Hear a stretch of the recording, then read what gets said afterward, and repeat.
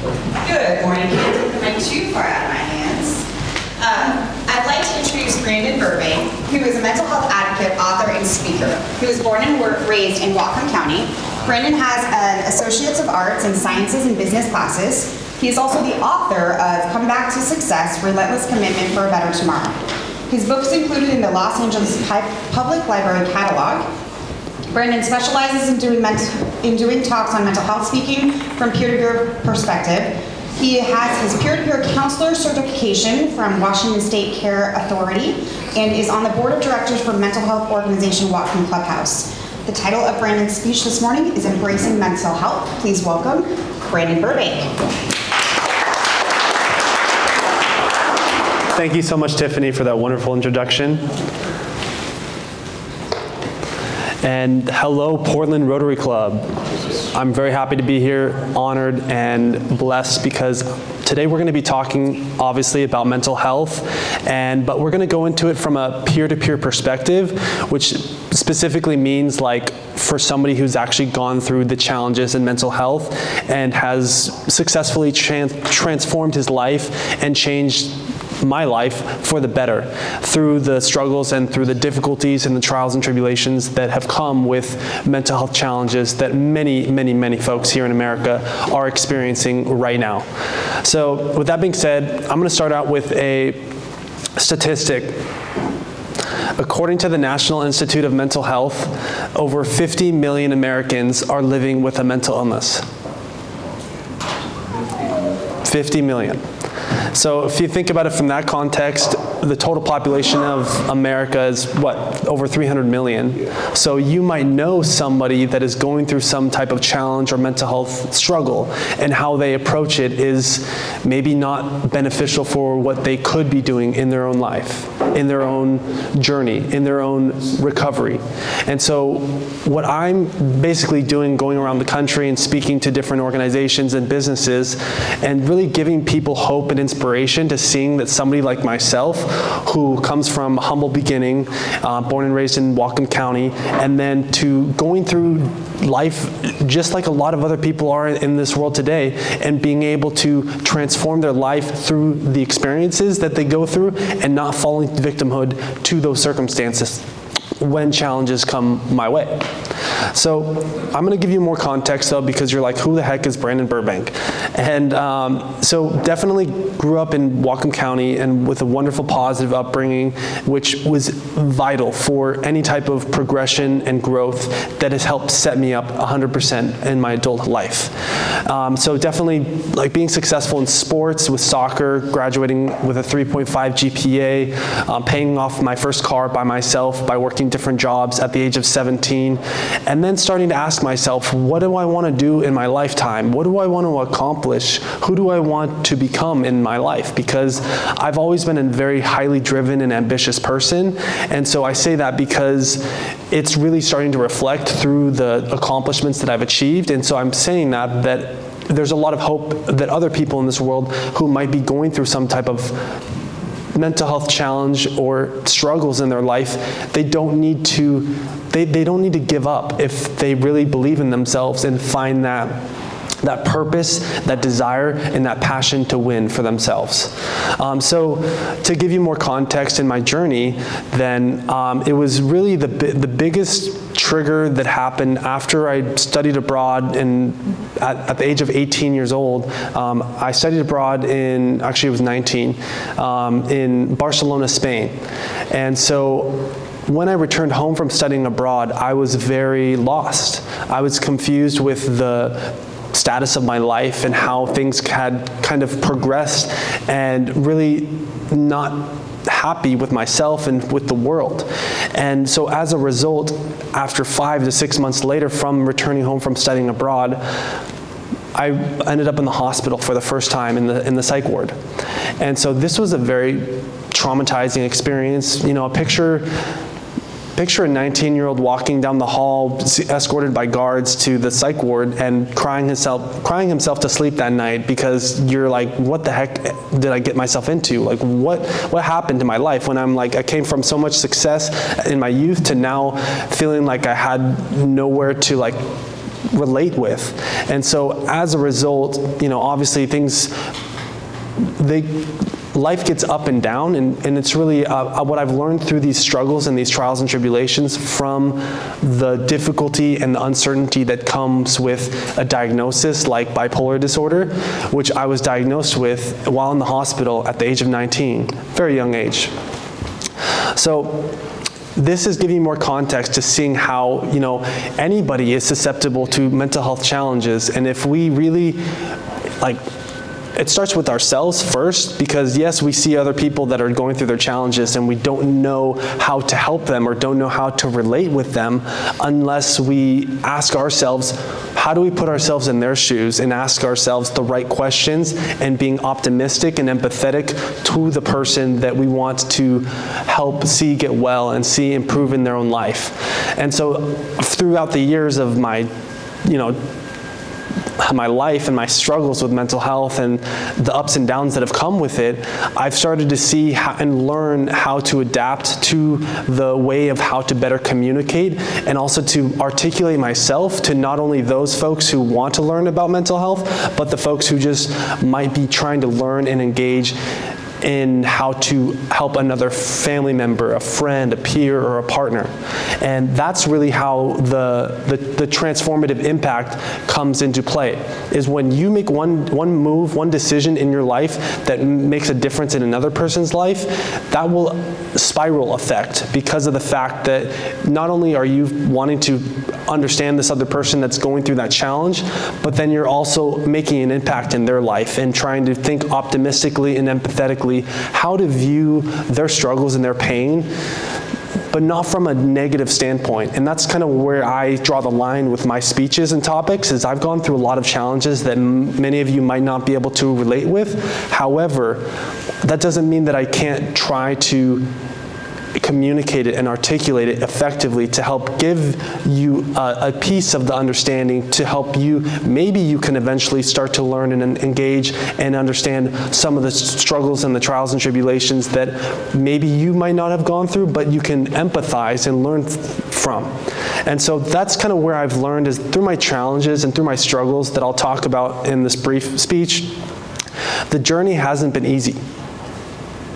It has not come just an overnight success, like get up out of bed, let's do this, like let's just be excited. No, it has not. And I can empathize for everybody in this room who just, doesn't feel committed to themselves or doesn't feel like their purpose is lasting and that they're finding the fulfillment that they deserve to have.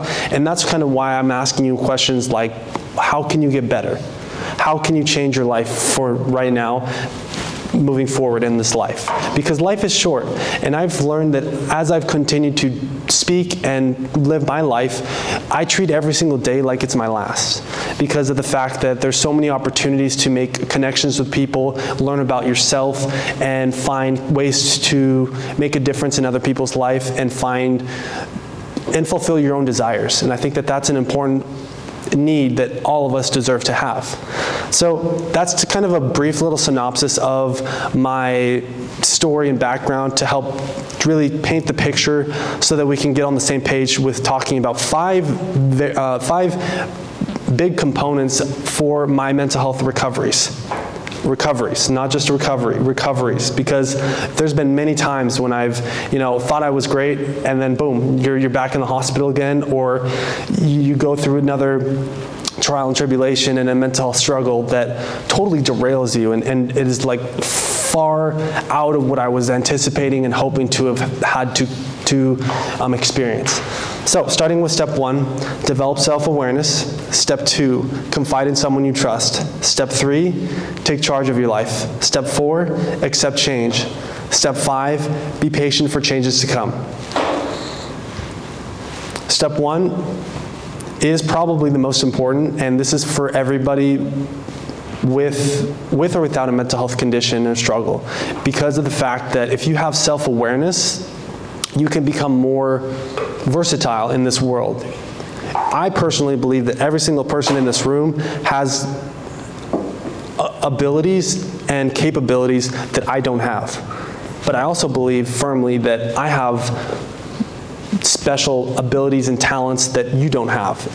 Therefore, I've learned that through these challenges, I've sharpened my blade, sharpened my iron to help engage how can I better improve myself, improve my own gifts, focus on those strengths, and not let my weaknesses keep me down.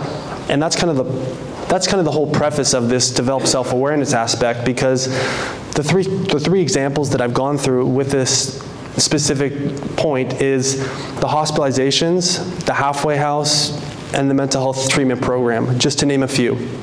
So the hospitalizations, it's like a very difficult process, as I mentioned, traumatizing for some. It was for me as well. But definitely it's part of my life story, and I don't look down upon myself because of having to go through these challenges. In fact, I view myself as being blessed because I've been able to come out on the other side and feeling happy and content with myself and not falling victimhood mindset, which a lot of folks in this world do. The halfway house. So this was another experience that was very real and traumatizing. And so I would say that it was difficult to go through, but I've been able to use that as a way to influence people because I'm able to talk about it, and it was such a very difficult experience that was raw and real. A lot of people kind of understand that very quickly. And so with the developed self-awareness, where does that come into play? When you have self-awareness, you recognize that it's the long run that you're playing. And that's what I've had to learn through these really down valleys that I put myself into. Most of the time it was by myself, but sometimes it was out of my control. And so kind of to give you more insight on the developed self-awareness aspect, recognize that it's a long run that you're playing. And so when you do get down, are you gonna ask yourself these hard questions, like when I was thinking, like, am I gonna give up right now? Am I gonna just, you know, I don't know, just not be well and not be successful? But then I told myself, you know what, I need to keep trying because I have more left inside of me, and also my faith in Christ is what has helped me, guide me, and given me influence and faith in how to overcome these struggles, even though they seem so unbearably difficult at the time. And so that's kind of developing self-awareness, but with the aspect of giving you more, focusing specifically on developing self-awareness and what that looks like for you might be different for another person. You all have different experiences than I do. Just like you all have different experiences in life and how you interact with different people. Therefore, viewing your experiences as value, as important, as something that actually has a contributive effect in other people's life, that is a starting point for building more awareness of yourself to change and inspire other people, and as well as to be a happier and healthier person. And so when I think about my experiences with going through these challenges in mental health, I view them as opportunities, and I view those as blessings, because even though they've been difficult and even though they're hard to process, I don't let that control me. I don't let those struggles and those pains get me down, because rather than letting those get me down, I let it fuel me. I let it continue to guide me faithfully in my purpose, because I've been able to write a book and create so many other speaking opportunities and growing by just my ability to emphasize my story and to make an impact and a direct understanding of myself that I can also share vulnerably with other folks here in this world. And then with step one, develop self-awareness, the mental health treatment program. So this was at Skyline Trail in Atlanta, Georgia, which is probably the nation's leading mental health program that's honestly very helpful and beneficial and therapeutic for those folks that are needing, getting out of a mental health hospital recovery process, and anything mental health related. And so I definitely feel like I had a blessed opportunity to do that, even though I didn't want to be there at the time, and even though this was in 2017, and so I was still going through my phases of, I don't feel like I have bipolar, maybe just, but until the moment that I started to realize rather than being in so much like disharmony with myself, why don't I just radically accept my diagnosis and allow myself to just be happy and thankful for who I am? And even though not everybody is going to accept me as a person, that's their problem. The people who don't accept me, I could care less, because I know who I am, I know my path, and I know the direction of what I can do, and I've seen it through the midst of the challenges and trials and tribulations. And so I'm specifically talking about developing self-awareness with this experience by going to Skyline Trail, is because it gave me more hope into myself, even though I didn't want to be there at the time. I'm now looking back, I've looked back many times in my life and saying, wow, that is something that I feel like I gained a lot of insight into how to better help other people, serve other people, that gives them more ideas and tangible ways to help themselves. Just because of the fact that learning your diagnosis is another big part of having self-awareness, specifically with mental health if you have a diagnosis. And so kind of to give you more insight on the part of what a diagnosis looks like for me, you might be wondering, what is that? What are the symptoms, et cetera, et cetera? Well, it's just, honestly, I feel like I don't feel much of it, but it's just like, but there's been so many times when I've gone like bad or relapsed and had to go to the hospital, or just negative things have happened. Therefore, it's like, I'm gonna be responsible for my life, take responsibility for my actions, and prepare myself, set myself up for success in order to be happy and live a longevity-based life.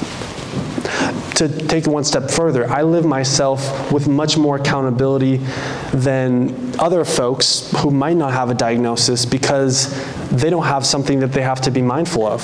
So I have to be even more mindful and conscientious of how I live my life, but also being responsible in how I make decisions that will help me fulfill my purpose and my abilities and my own true belief that I can accomplish.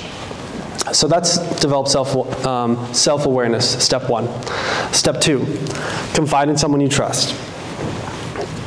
So this is another example of going back to like 2016, before I was first hospitalized and then had the diagnosis of bipolar disorder. Excuse me. I was working with a therapist at the time, and she was asking me a lot of good questions that was trying to help me understand myself and find direction. But the problem, and this is the problem with a lot of people in this world, I didn't want the help. I felt like, being born and raised in this environment, this culture, we were taught to just handle your problems by yourself. And picture just a 19-year-old that's gone through a lot of challenges with his mental health during this time. I had no insight on myself and education around mental health. So my ability to recover from these deep abysses that I had to go through were real. And so that's kind of why, when I realized that what I could offer to helping other people in how they can help themselves better prepare themselves, is confiding someone you trust.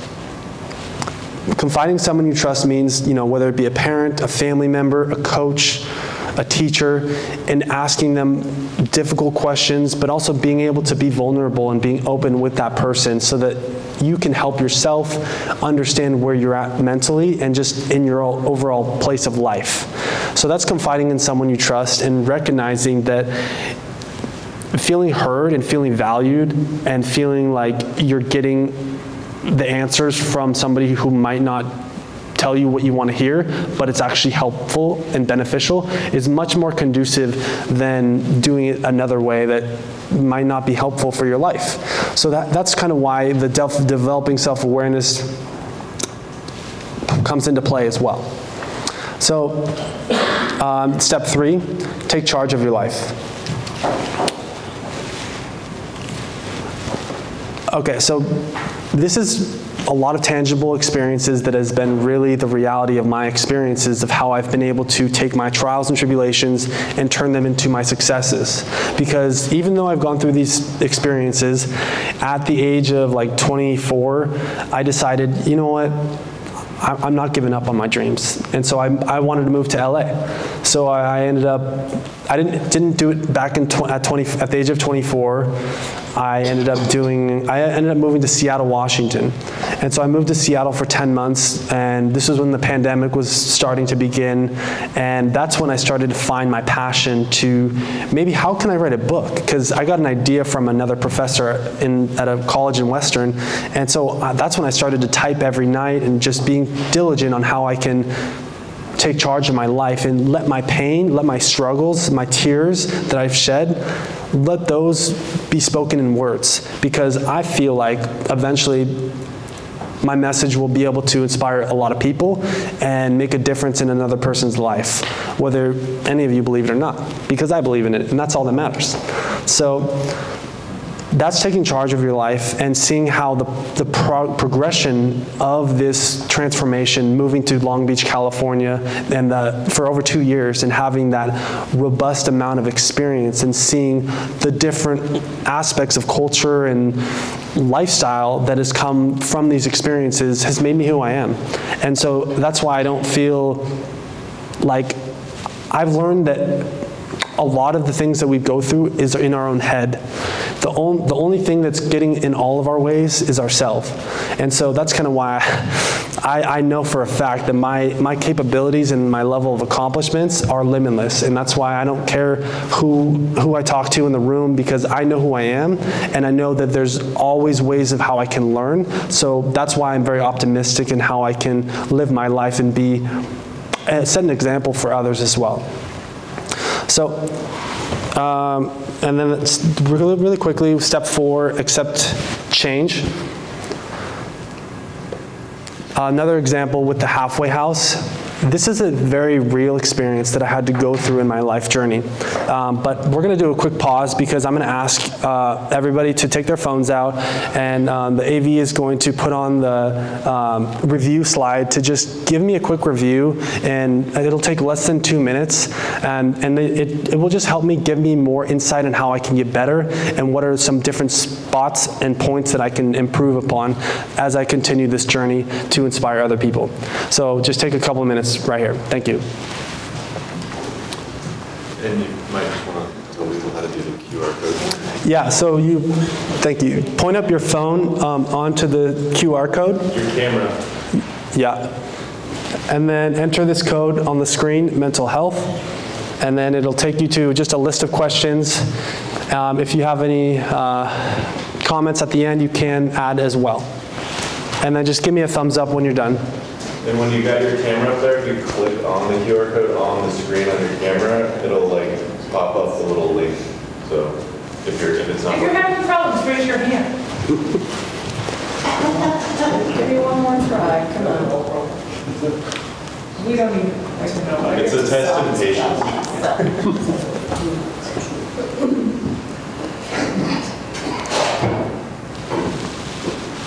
Yeah. Problems.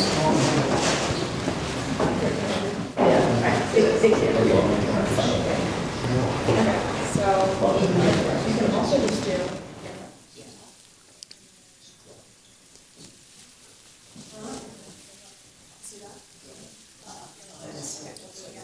I got the color, the download speed's not very good though. Oh, okay. Expand this. I'll get there. We don't even need to close your app. We don't even need it, but I need Chrome. Okay.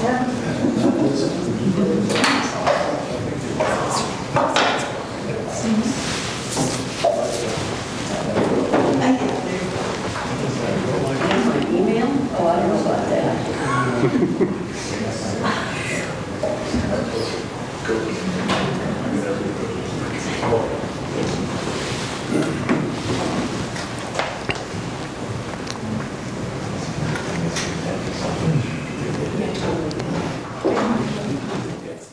Okay.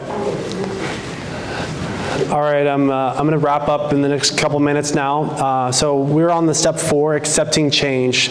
And I just wanted to talk a little bit more about the halfway house and what that looked like.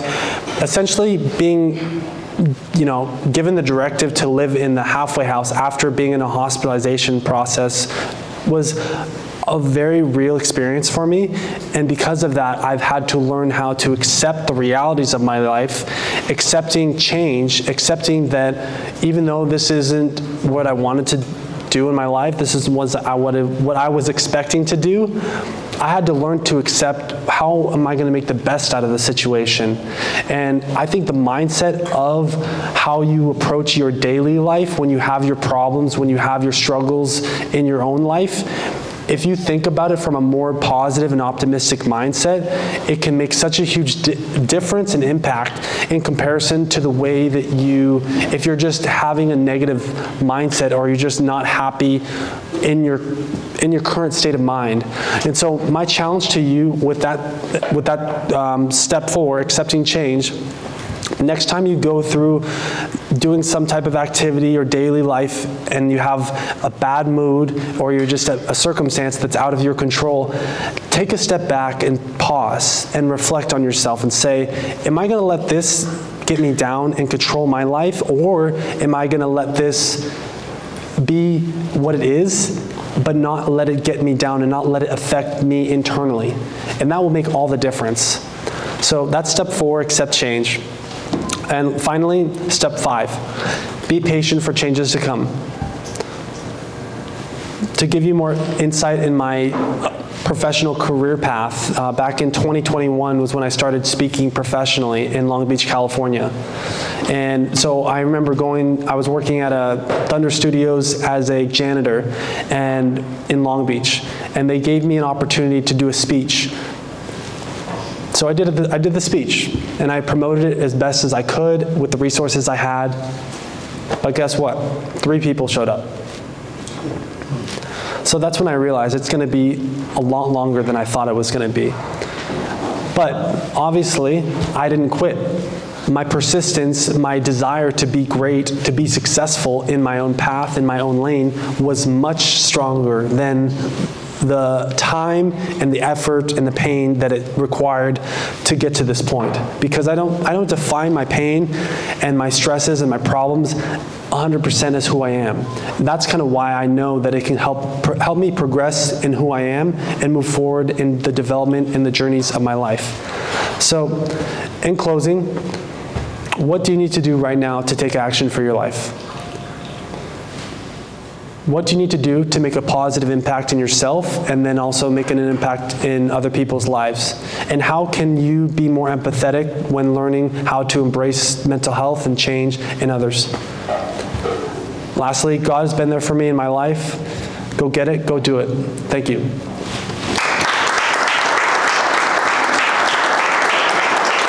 We can open it up for Q&A now. We have time for a couple questions.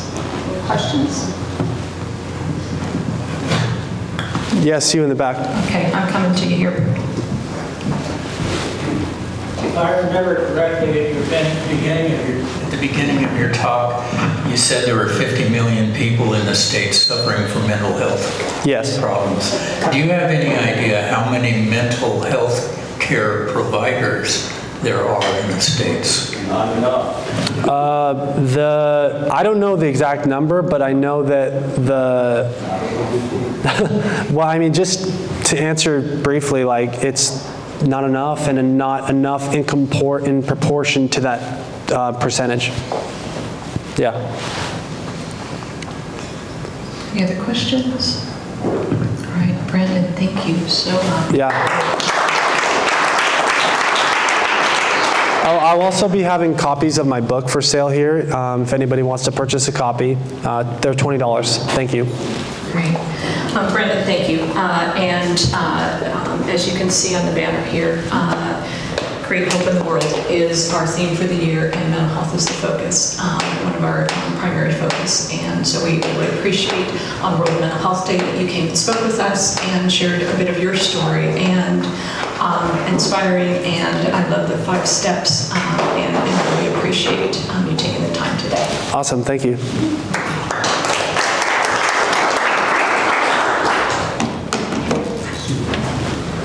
And a quick reminder, thank you. Nice to see where you were going. Thank you. Yes. Just a quick reminder that next week we're meeting at the end of the hallway.